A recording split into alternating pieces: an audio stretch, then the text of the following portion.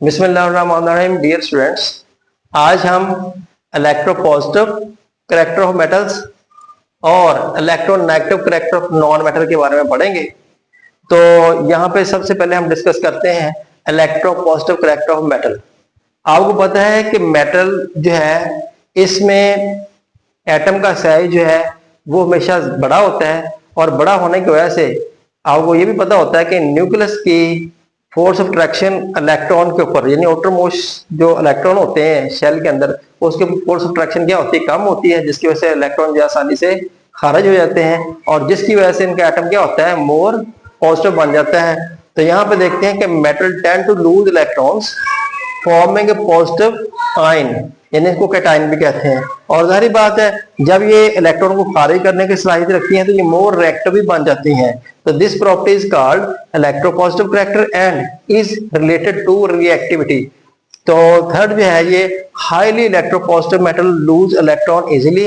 जितनी ज्यादा इलेक्ट्रोपॉजिटिव होगी, जाहिर बात उतनी इलेक्ट्रॉन देने की सलाहियत उनमें ज्यादा होती है, मेकिंग देम मोर रिएक्टिव, और इसी तरह वो ज्यादा रिएक्टिव होती हैं। तो अब हम इसकी एग्जांपल लेते हैं कि इलेक्ट्रोपॉजिटिव मेटल्स जो है, इनकी एग्जांपल के साथ थोड़ी सी वजाहत दी गई है यहाँ पे। तो सबसे पहले हम देखते हैं अल्कली मेटल, यानी कि जो फर्स्ट ग्रुप है उसके अंदर सोडियम और पोटेशियम आप देखते हैं। तो यहाँ पे देखें कि ये क्या है, इनकी खसूसियात देखें। करैक्टर हाईली इलेक्ट्रोपॉजिटिव होती हैं। हाईली इलेक्ट्रोपॉजिटिव क्यों? ये इलेक्ट्रॉन देने की सलाहियत रखती हैं।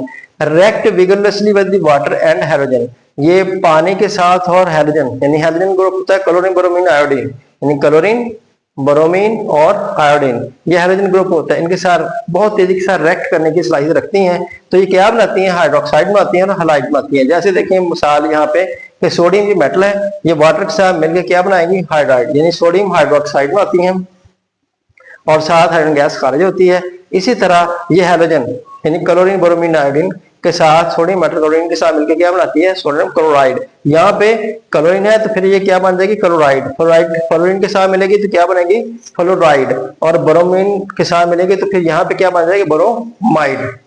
तो ये है। नेक्स्ट जो है react with acid to give salt and hydrogen gas. अब यहाँ पे देखें कि जब ये रिएक्ट एसिड के साथ मिलती हैं, रिएक्ट एसिड के साथ, यानी कि मेटल जब एसिड के साथ रिएक्ट करती हैं तो क्या बनाती हैं, सोडियम क्लोराइड यानी साल्ट बनाती हैं, और इसके साथ साथ हाइड्रोजन गैस बनाती हैं।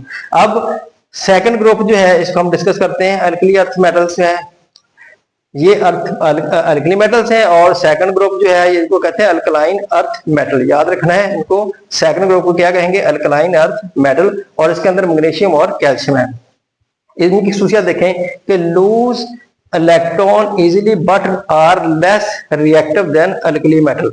इलेक्ट्रॉन तो ये भी खारिज करती हैं, लेकिन ये ग्रुप फर्स्ट जो है उसकी निस्बत कम जो है वो इलेक्ट्रॉन देने की सलाहियत रखती हैं, कम रिएक्टिव भी हैं। तो their reaction with water and hydrogen is less vigorous, इसलिए इनका पानी के साथ और हाइड्रोजन के साथ रिएक्शन जो है ये कम होता है। इसी तरह एल्यूमिनियम है जिसका ग्रुप है 13।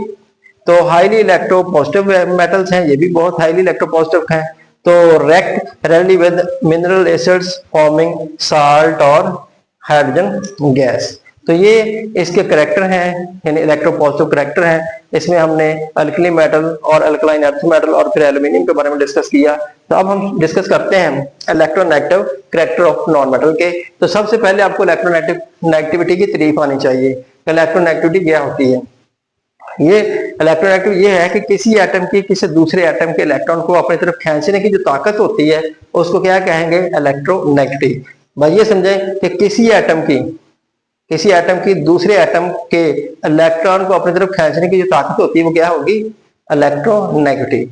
किसी एटम की दूसरे एटम के इलेक्ट्रॉन को अपनी तरफ खींचने की जो ताकत है वो क्या कहलाएगी, इलेक्ट्रोनेगेटिविटी। अब यहाँ पे देखें फ्लोरीन की इलेक्ट्रोनेगेटिविटी सबसे ज्यादा होती है, उसके बाद फिर ऑक्सीजन की आती है, फिर नाइट्रोजन की होती है, और इस तरह फिर क्लोरीन की होती है। यानी कि फ्लोरीन की इलेक्ट्रोनेगेटिविटी सबसे ज्यादा है, उससे कम ऑक्सीजन की, नाइट्रोजन की और फिर क्लोरीन की। इसमें से एमसीक्यूज बन सकता है। अब हम देखते हैं इसकी खसूसियत के बारे में कि non metals have an affinity towards electrons, they tend to gain electrons and became negatively charged ion called anions. क्या बन गए, एनाइंस। कि ये इलेक्ट्रॉन लेने की सलाहियत रखनी है और मेटल क्या थी, वो देने की सलाहियत रखनी है। जब देंगे तो उसके ऊपर पॉजिटिव चार्ज आएगा, तो इसलिए हमने कहा था कि ये पॉजिटिव आइन है, तो इनको हमने क्या कहा था, कैटाइंस। और इन्होंने इलेक्ट्रॉन लिए हैं तो इनके ऊपर कौन सा चार्ज है, नेगेटिव, और इसको हमने क्या कहा है जी, एनाइंस। तो इसलिए they are therefore named as electronegative element, इसको इलेक्ट्रोनेगेटिव एलिमेंट कहा जाता है। अब इसकी एग्जांपल देनी है हमने फ्लोरीन की। Fluorine is most electronegativity elements. तो fluorine is most electronegative element in the periodic table followed by oxygen, nitrogen and chlorine, जैसे यहाँ पे मैंने आपको बात बताई है। तो अब non metal rarely react with the metal forming a ionic bond. Non metal से मुराद यह है कि नॉन मेटल और एक मेटल जब आपस में रिएक्ट करती है तो क्या बनाती हैं, आयनिक बॉन्ड। इसकी मिसाल बार बार बढ़ चुके हैं कि सोडियम मेटल है और क्लोरीन जो है ये नॉन मेटल है। तो यहाँ से इलेक्ट्रॉन इधर जाएगा, कंप्लीट शिफ्टिंग होती है इलेक्ट्रॉन की। तो इस तरह सोडियम के ऊपर पॉजिटिव चार्ज और क्लोरीन के ऊपर नेगेटिव चार्ज आता है, तो ये क्या बन जाता है, एक आयनिक, complete transfer of electron from one atom to another. तो इस तरह ये आयनिक बॉन्ड बनाती हैं। और नॉन मेटल में नॉन मेटल आल्सो कंबाइंड, यानी अब दोनों नॉन मेटल होंगी, non metal also combined with other non metals to form a wide variety of molecular substance. इस तरह बहुत बड़े मॉलिक्यूल्स बन जाते हैं। जैसे यहाँ पे मिसाल देखें, यहाँ पे हाइड्रोजन के 4 एटम, ये भी गैस है हाइड्रोजन, और ये दोनों नॉन मेटल हैं, तो इन्होंने इलेक्ट्रॉनों का शेयर किया हुआ है। तो इस तरह ये जो मॉलिक्यूलर फार्मूला बनता है वो बनता है CH4 मीथेन का। तो ये है इलेक्ट्रोनेगेटिव करैक्टर ऑफ फ्लोरीन के। तो यानी इसमें हमने आयनिक बॉन्ड के बारे में पढ़ लिया है कि जब नॉन मेटल मेटल के साथ मिलती है तो क्या बनाती है, आयनिक बॉन्ड।